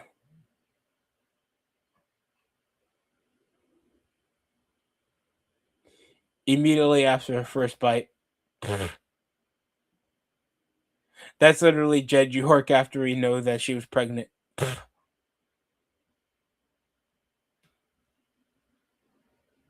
I'd be setting setting NBA records too. Angel Reese had to remind reporters of her historic season. That's what I'm saying. Congratulations on the NBA record, Angel. Tell me about you guys. Yeah. Well, you know what I'm talking about. She knows. No, I don't, because I be setting NBA records too. Okay, all right. GTA 6 leader, Cyber League. This is the guy that's... wait, is this the guy that's... Is this the guy that was like sending the leaks for GTA when it came to like gameplay footage, trying to threaten he'll leak the ending story out, like doing a lot of legal crap over like the turn back of them not making physical releases for anybody? GTA 6 leaker promised Lucia Sora, one of the characters on GTA 6, if 10 fans showed up outside of Rockstar Games, only one person turned up and he brought leaks with him. Literal leaks. I'm done. Oh, Nottingham Forest made a signing. Liam Delap from Chelsea for 45 million euros. Interesting. I know Liam Delap did not have a great season with Chelsea, especially with Nicholas Jackson coming back from Bayern Munich. He wasn't really a bad striker. Liam Delap was kind of phased out of the 9 position, especially with João Pedro. He had an outstanding game in his debut, in his return to Chelsea. Somehow he got snubbed from playing for the national team for Brazil. But that's another question for right now, because I don't know how Igor Thiago one decent season. I know he was the second highest scorer in England, but João Pedro showed that he could play like at the same level as Rafinha from Barcelona, for being honest. But Liam Delap, hopefully he can rebuild his career. Probably he's one of those guys that just perform better in lesser known competition. And Nottingham Forest needs a new striker, especially with some new talent that they did lose. I heard like Neco Williams probably is going to get signed to Nottingham Forest as well. Some guys that used to be like go ahead signings for like FIFA 20. Now I can't unsee this. Fucking Beavis and Butthead. That's the CM Punk Cody Rhodes rivalry.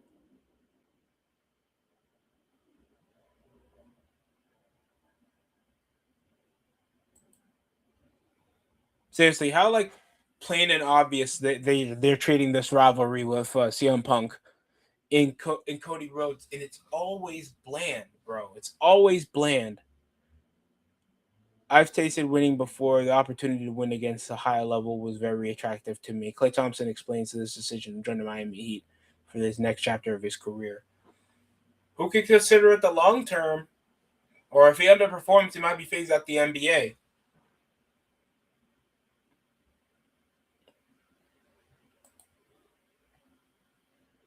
Brown's offense by year.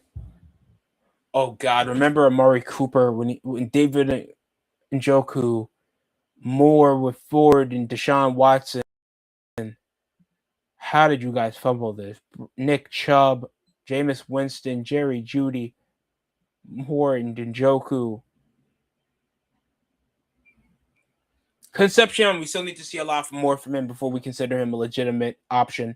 Next to like Fannin and Quinshon Judkins, that I think that was like one of the best offensive pieces from last season. He was picking up some good red zone possessions. I think Quinshon Judkins a lock, but hopefully Jerry Jeudy isn't still bitter with his backlash he got for not catching a lot of touchdowns with Shedeur Sanders. Because I heard that was why he wanted Deshaun Watson to start over him. So this could be a locker room decision, knowing the disgruntlement that Jerry Jeudy has. It could be politics playing in notion, because realistically enough, I think some Browns fans would consider Shedeur over Deshaun. But that's all up to speculation.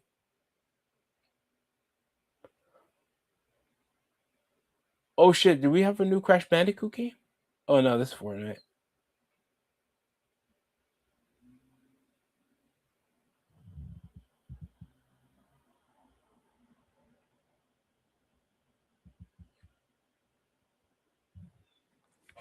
"2021 Georgia Bulldogs might be the greatest college roster we've ever witnessed." Oh yeah, when they had Stetson Bennett and Carson Beck, James Cook, Zamir White, Kendall Milton, Cash Jones, Lad McConkey that became a certified starter for the Chargers, George Pickens, A.D. Mitchell, Adrian Smith, Brock Bowers, that's a Pro Bowler for the Raiders. Darnell Washington, Dylan. Yo, this is broken.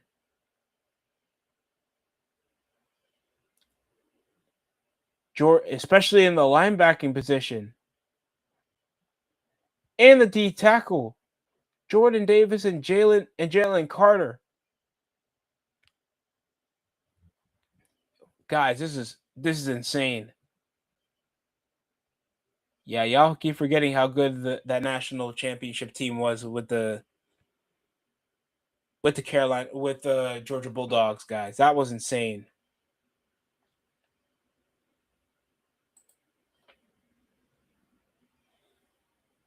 Lonzo says LaMelo Ball has 10 cars, but he has a driver. Melo made a switch after a lot of situations on the road. Absolutely brutal. Absolutely brutal. 10 cars, but one driver. That isn't LaMelo.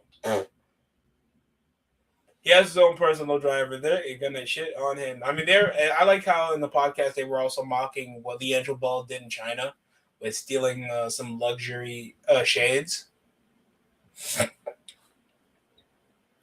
That was pretty funny. It sucks too because I think Lonzo Ball still thought a basketball team after a stint with Cleveland didn't go well. Then he got cut from the Jazz, and I think his injuries are always going to play a factor. Also with his speed and his athleticism. It sucks, man. It sucks because I really like Lonzo Ball overall player profile.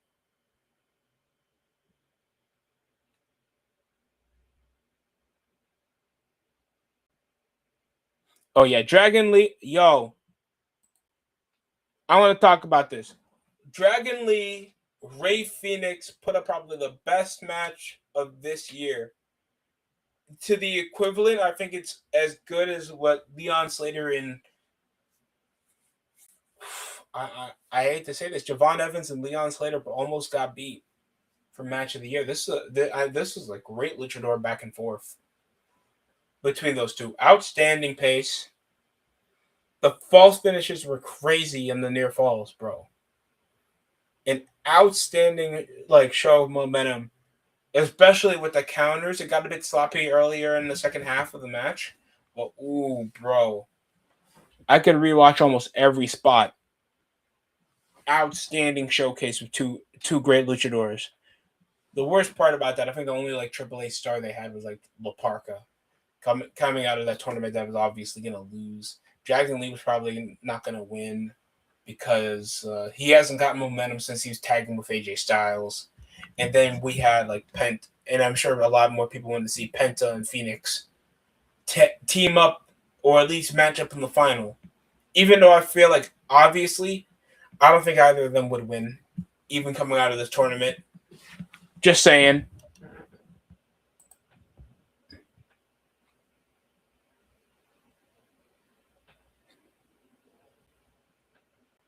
Fabrizio Romano got some news about Dominic Livakovic landing straight to Barcelona from Fenerbahce, Croatian goalkeeper. Signs for a 4-year deal tomorrow. They get a backup keeper for Juan Garcia.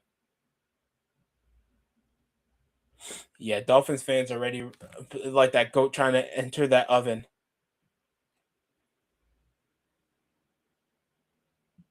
Extremely concerning, at least 1 out of 4 NFL players get CTE, according to a new study. Also, 91.4% of players whose brains were donated had been found to have CTE. That is harsh. Jesus Christ, guys. You know how sad it is also? The Jets are more well off this season than the Dolphins are. Gabriel Martinelli moved to Al Hilal. At the final stages between clubs in the final fee, a €65 million package. 1 weekend exclusive story from Gabriel included Al Hilal's club. Ooh, so Gabriel Martinelli is heading for Saudi money, unlike Mohamed Salah. Interesting. For all the things I had to see, it's a young Brazilian heading over for Saudi money.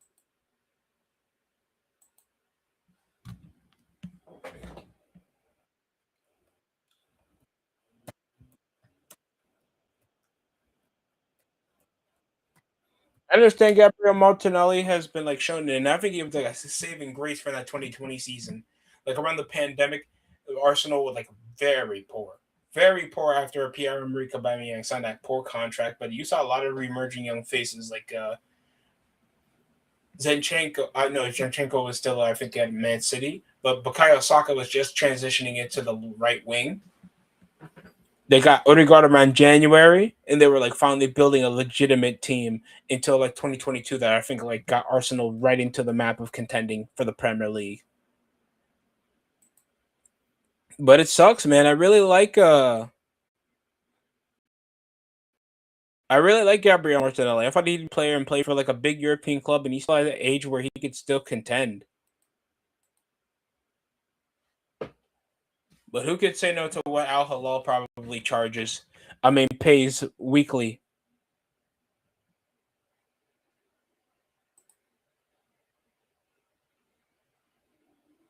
New York Knicks are coming off the most amazing playoff run in sports history. We all want to know what's the success going to spring of the spring gonna carry off in the fall and winter. Knicks will be tested for. Oh, okay, we know we're gonna be questioned if we can compete. That we possibly can if the Sixers become frauds. I think anything else in the indefinite like conversation.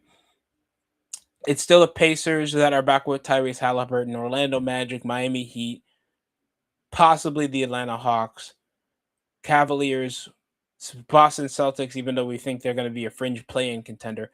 The Portland, not the Portland Trailblazers, then the Western Conference. Toronto Raptors and 76ers. Hell, I think people have, because on paper, it's a black sheep because of all the on paper rotations of Anthony Davis and Trae Young on the team with AJ DePonsa, so they have some upside. And plus, a lot of veteran players that the young AJ DePonsa can learn from. But after losing Mitchell Robinson, we still kept a majority of our rotation.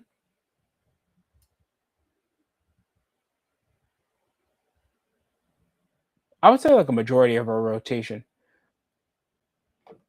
Like Diawara, we got Andre Drummond to be our backup 5. Tyler Kolak is like 25, but he's still a reasonable floor general. Hopefully, we can land him some more minutes. We extended Landry Shamet. That was like a key 6-man for us, especially going like back and forth. I think he went like 4 for 4 or 5 for 5 from the field in the playoff series we had against the Cavaliers. And then Mikal Bridges finally learned that he costed 5 first-round picks for us. I remember when he went 8 for 8 for back-to-back buckets with the Spurs in an elimination game. Outstanding performance from him. So I feel like it ain't broke, don't fix it until the deadline comes. Not that many scandalous moves the Knicks made this offseason. Even though people are considering Mitchell Robinson be a loss, even though Andre Drummond could shoot from the corner now.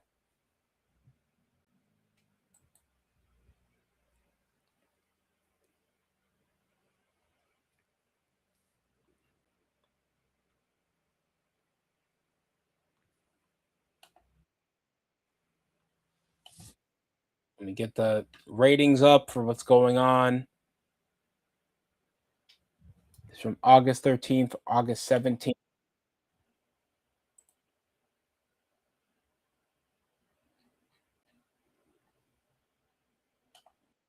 Somehow Raw got a 2.7 on Netflix. This is from the week prior.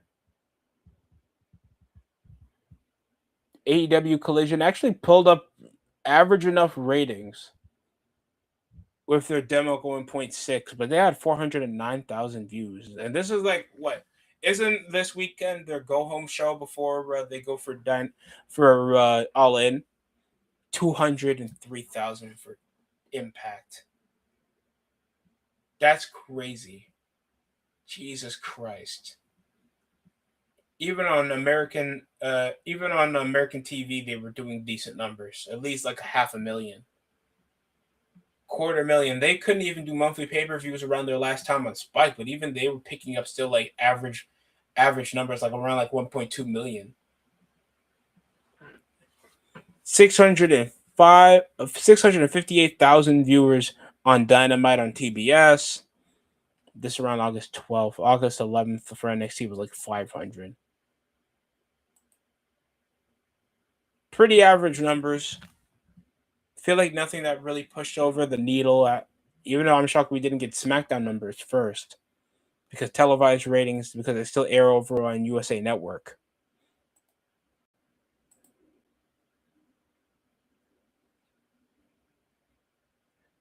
August 14th, SmackDown got like a 1.2. Jesus Christ. Since the peak Bloodline numbers, they came from like 2.4, 2.5. Like SmackDown was getting numbers that they were getting at least from 10 years ago. And now they're barely picking up Raw ratings when they were still on USA Network. I remember when Raw was getting 1.6, 1.4. That was that Road to WrestleMania numbers.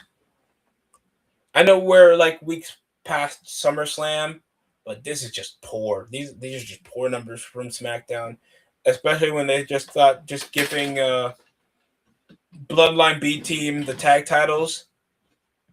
Still doing nothing with Julia and majority of the women's division. They still think Jade Cargill needs her own faction. Doesn't move the needle. And a mid-card is cooked.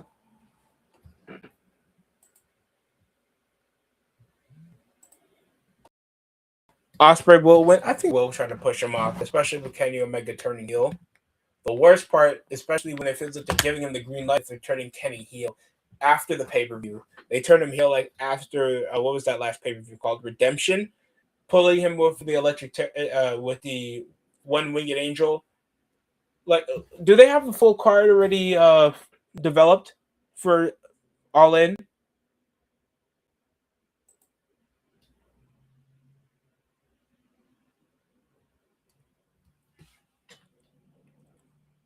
Because some of these matches I'm excited to see.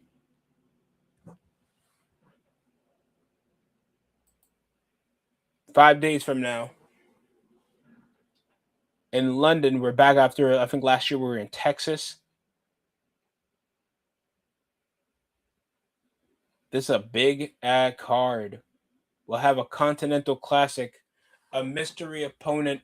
This will be an open challenge for the trios tag titles between Hangman and Bandito and Brody King. Then it will probably be the Rascals or something with Leo Rush because they're over. Continental Classic tournament will be closing out around there to see who will be the new champion. Then we'll have the traditional Casino Battle Royal with some surprise opponents: Jamie Hayter and Alex Windsor versus Divine Domination.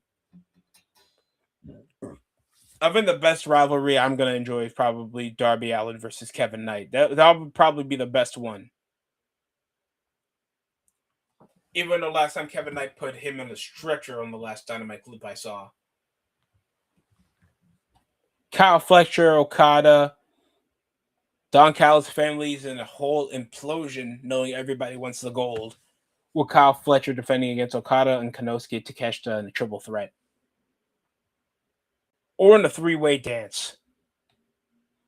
Back in the 90s, they kept using the term three-way dance for triple threat matches.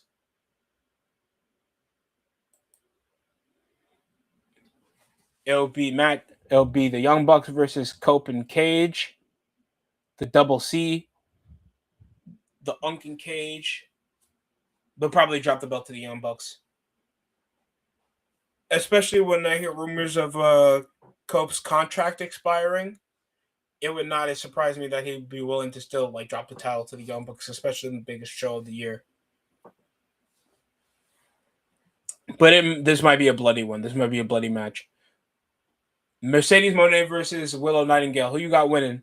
I think Mercedes Moné, they have her sacrifice all the championships for this final chapter. Knowing she was the belt collector, but she could never win the big one, especially when Toni Storm was the champion. And it would be a good final chapter. Get her massive heat. Make Willow the massive baby face. Let her drop the title. Especially over this final chapter, her doing this whole rumor over like her exiting the company. I would just say it wouldn't hurt to drop her the championship. Or else it'd just be so anticlimactic and you make her like get it at like fucking full gear at the end of the year. And then our final match, Will Ospreay versus Kenny Omega. That probably is a bit overdue that Will Ospreay would get the title in a dream matchup. Even though if you guys never saw New Japan, these guys have wrestled before. But these are two outstanding athletes. Kenny in a heel persona that I feel like fits him a lot more. Like when he was a belt collector with Don Callis. But I feel like he did way better promos, especially in that interview when he said that your dad needs a new hero after I'm done mopping the floor with you at All In. Like that's the type of heel persona that I need. That kind of works more in Kenny's favor than him just being the likable nerd wrestler. And Will Ospreay just finally like getting out of the Death Riders over the shadow, knowing what Kenny Omega's untrustworthy. I feel like there's been more of a realistic angle for Kenny Omega. I know people think that AEW has sometimes low angles in the way they perceive their storylines, knowing the way they're formatting their weekly television show. Still a massive issue why certain people just can't always watch it weekly. They can put up a decent enough storyline. Sometimes you just need to fight through some of the clips that involve just seeing the long-term tournament, especially the Continental Classic. AEW, bite the bullet and just do a G1 Climax, because we know damn well y'all have the talent for it that you poached from New Japan and TNA. A tournament for a vacant like world championship could be like more impactful, especially with like the talent that y'all have to do tournament style matches like this, instead of like what you do for the Continental Classic every year. Usually that's around the World's End, by the way, and what you do for the International Championship. Put some more significance for your championships you already have that exist. I feel like AEW needs to do that and make them more significant and give them rules. Give them certain restrictions, match styles, and make them have some bias. Because you guys make so many mid-card championships that you forget that there's sometimes a hierarchy in mid-card championships. I'd love to see that. Because AEW, they have the potential to be a watchable product. That's the worst part. They have the potential. All In could be a great show, probably overshadow what WWE is going to be doing with Sunday Night Main Event. But they need to like know how to enforce a build, especially when Will last time came short winning an All In. I think it was against MJF. Wasn't that MJF a few years back?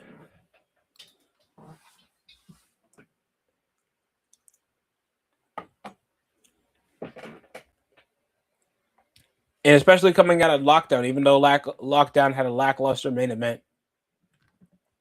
But Leon Slater was cool, cashing in his option C. And you need some people to remember before September 6th. You guys need to overshadow September 6th. Especially how WWE builds their shows. Y'all need something before Sunday Night Main Event. Even though I feel like this was the best AEW card I've seen in a while.